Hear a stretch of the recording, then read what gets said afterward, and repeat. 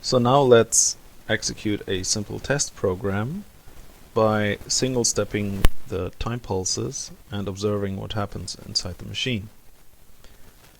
So I already have the program loaded into memory, and this is what it does. First, we load the accumulator test switches into the accumulator, and then we add a number x to it, and this is what x is. And then we just jump back to this add instruction as long as the number is negative. Then we store the result of that in y, and ALC is just to make it a bit more interesting. It moves the accumulator into the live register and clears the accumulator to -0. And at the end we halt. So to start this program, actually let's keep that open. So to start this program, we start the machine in test mode with a transfer instruction in the memory buffer test switches with the address being the address that we want to start at. So first let's set up the transfer instruction. This is just 10. And now the address is 40, so this is that bit. So this instruction is the one that we want to execute in test mode. To execute in test mode, we just press the test push button, and normally the machine would just start running now, but I don't have the clock enabled, so we'll give the clock pulses manually. But you see that now the machine is in test mode. This test flip-flop is set, and also we're in cycle 0, and the machine is still halted. The SS flip-flop is 0, but the two synchronizer flip-flops indicate that the machine should be started. So now let's do that. We give single pulses and nothing happens until we reach TP8, at which point SS will be set. So now the machine is running.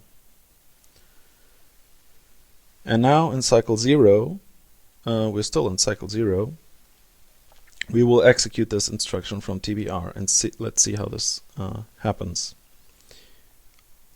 At TP1, the first thing we do is clear MBR. This happens always in all modes and in both cycles if the machine is running, in preparation of loading the instruction into MBR, of course, or the word from memory in cycle 1. And now this is specific to the test mode. Normally this would do a memory access, but here we're just loading TBR into MBR, and you will see that this word here will now be transferred to MBR. There it is.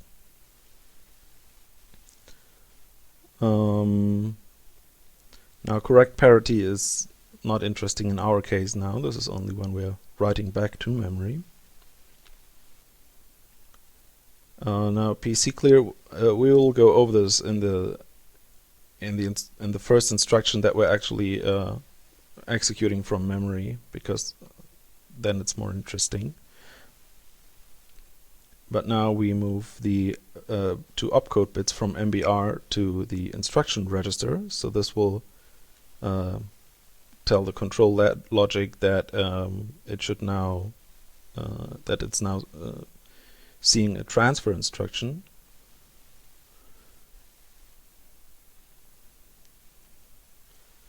And we're moving the address part of the instruction into the memory address register. So this 40 should now appear in MA. There it is. And now at the end of the cycle, as we've seen in the last video, a transfer instruction will always switch to normal mode. So after this, the machine is executing normally. And note that we are staying in cycle 0, because we're still in cycle 0, and we remain in cycle 0 because that's the first cycle that is executed for every instruction. Okay, so now the machine is running in normal mode, and we're in cycle 0, and it's running, and we have the instruction loaded in IR and MAR. So for cycle 0, the idea is that we have the address of the instruction to be executed in MA, so that we can then load it into MBR. And once the instruction is in MBR, we will move the opcode bits into IR, as we have already seen, and the address bits into MA. But of course, we have to keep track of the location in memory where we're executing, so this is what the program counter is for. So in cycle 0, we will also see that the increment of the address in MA will be transferred to PC.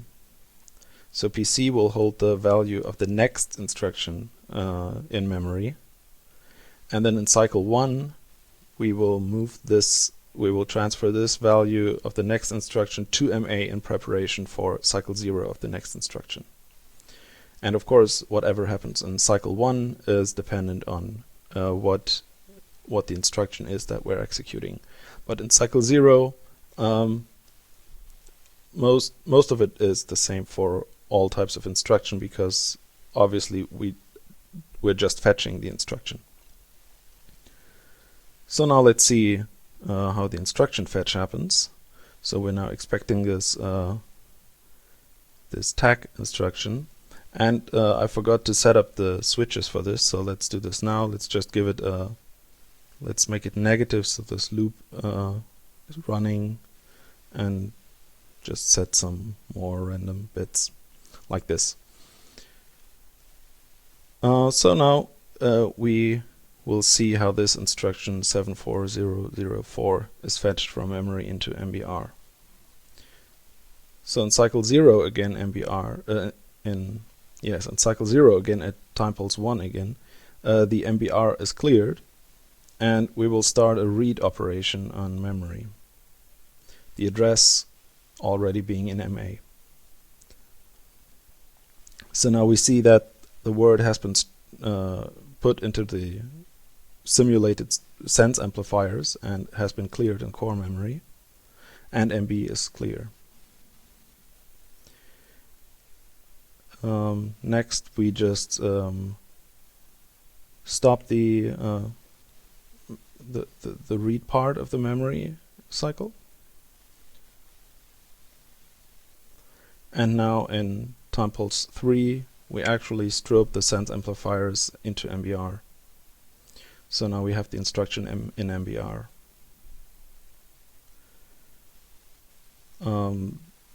PC is now cleared in preparation of the count that happens next. And set inhibit flip-flop will start the write-back cycle of memory. So PC is clear, and the memory is ready to write MBR now. And this will happen at time pulse 5. So at this point we can already move the instruction bits from MBR to IR, and the value will be written back to memory. There it is. Next, we will put the incremented address into the program counter. There we have it. And at time pulse 7, we stop the write cycle of memory and move the address portion of the instruction into MA, because MA, the address in MA is now no longer needed. We have already finished the memory cycle and moved the incremented address to PC. So now it's free to be set with the new value. So there we have the new value, and of course this is not an address because this is an operate instruction, but it's still an MA.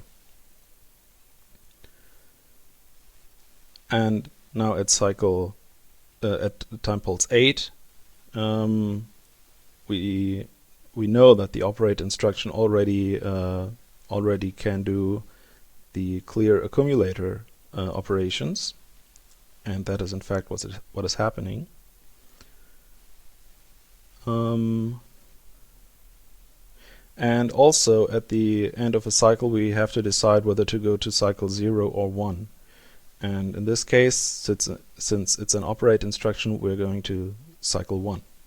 The only instruction that does not necessarily have a cycle 1 is the transfer of negative instruction if the accumulator is negative. So if there is a jump, we don't need the second cycle.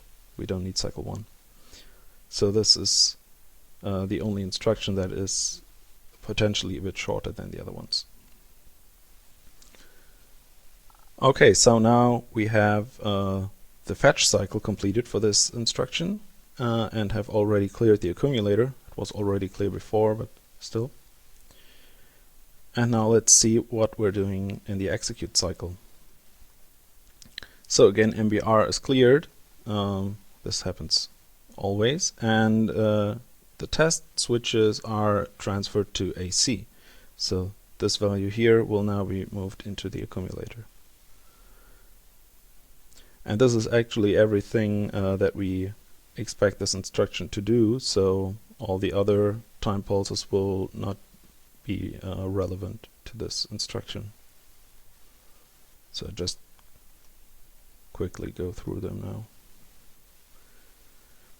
Now this is interesting because we have to set up MA again with the instruction with the address of the next instruction, and that address is in PC right now, of course.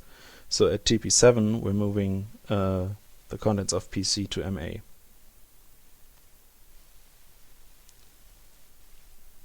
And now at time pulse 8 we have finished the execute cycle and are ready to fetch the next instruction at the next address.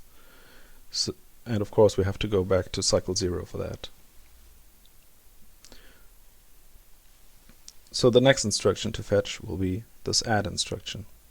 I'm not going to go over the fetch cycle again in detail because it's the same everywhere.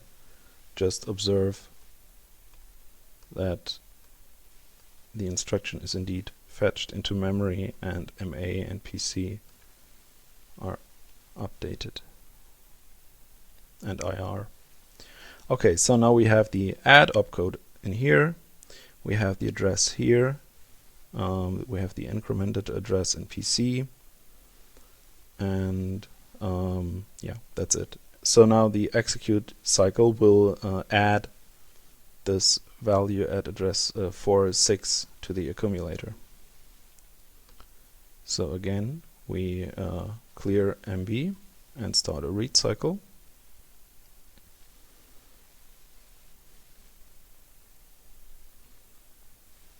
Now we have the value in MB, and now we're ready to add it. So the first part of the add is the half sum, the partial add, which is just called add here, and at the same time we're writing it back into memory. So AC will now be the XOR of AC and MBR.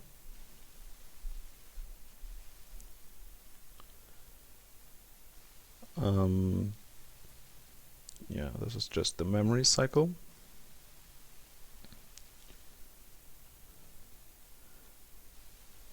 And I don't see anything happening in this at this time pulse. And now we have the second part of the addition, the carry, and this is this line, and the carry has to be enabled, which is just this hack I had to put in because I didn't know how it was actually realized in the machine. So now you will see the full sum of the old AC and MBR appear in the accumulator. There we have it. And now, of course, at the end of the cycle we go back to cycle 0, and the address of the next instruction has already been transferred to MA from PC. So we're just quickly going to do that. So this is the transfer instruction. Note that the AC is negative, so we will jump.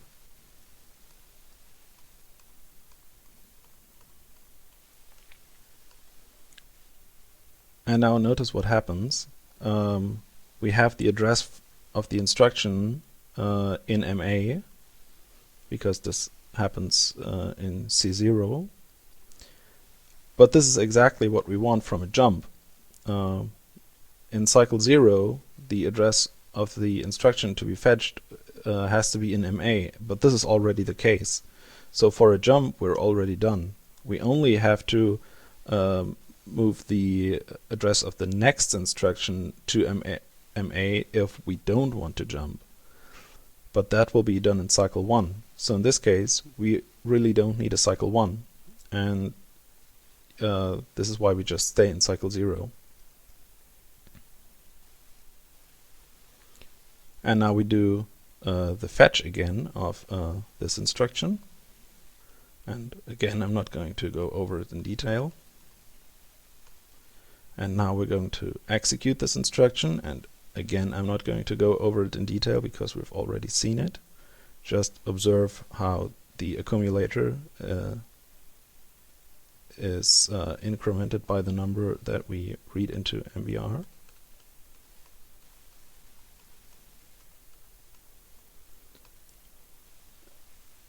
So now the accumulator is no longer negative, so this transfer instruction will not jump. So first we fetch the instruction. And now notice that at the end of the cycle 0 for this transfer instruction, there is a signal that we want to go to cycle 1.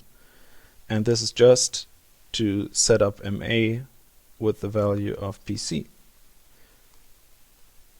So here, this is now cycle 1 of transfer. Shouldn't be much happening here.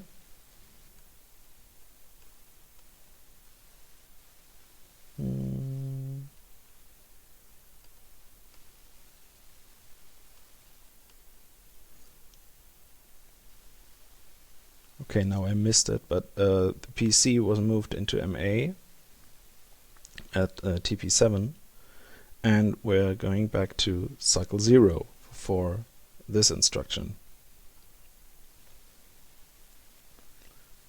So we're just doing the fetch, just the same as before. So we have the address in MA, the store instruction in IR, and the word to be stored in AC. And now in cycle 1 we actually do the store. So first we have to clear MB so we can transfer AC into it. And we start a read cycle which will clear this word to zeros.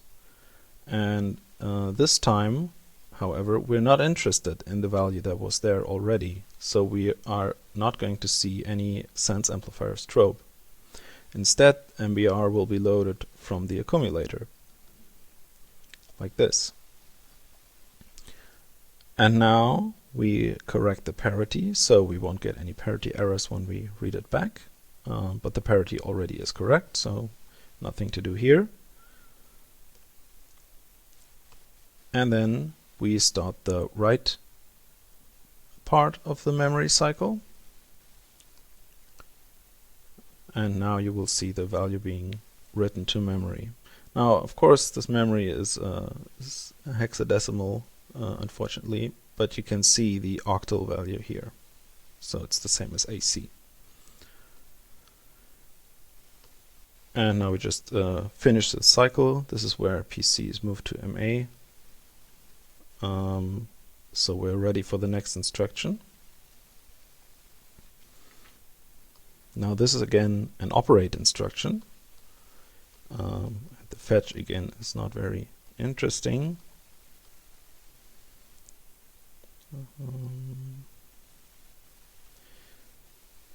And what we want to do is, well, actually let's just observe what happens.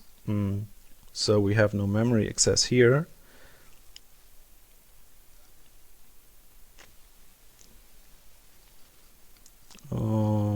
Okay, so we clear MBR.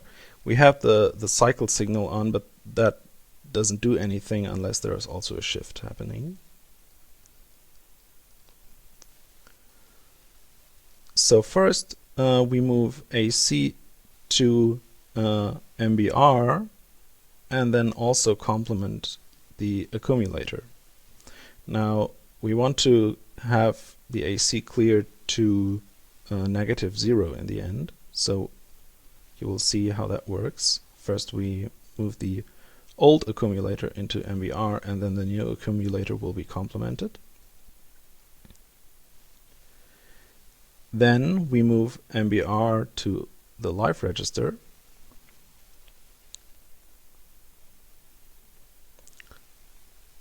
So now it's in the live register. And at this time pulse we do a partial add, so the XOR, but an XOR between a value and its complement will always be all ones, so -0. And so this is what we get in the accumulator.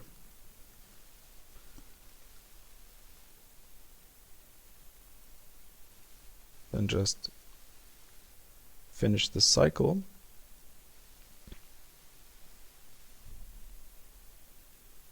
And we're going back into cycle 0 for the fetch of the last instruction, the halt. So at cycle 0, nothing interesting is happening yet. And now in cycle 1, we just expect the machine to set the push button stop flip-flop to 0, which will then halt the machine at the end of the cycle.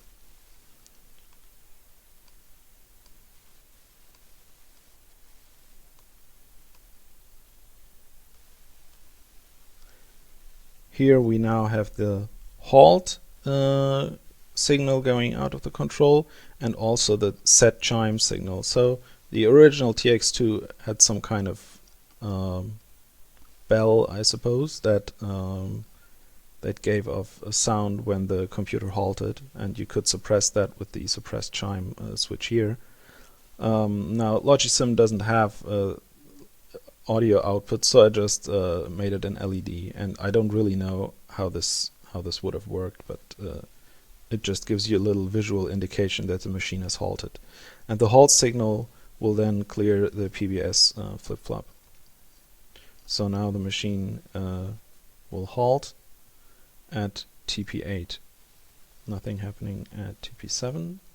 And here the start-stop logic will clear the SS flip-flop.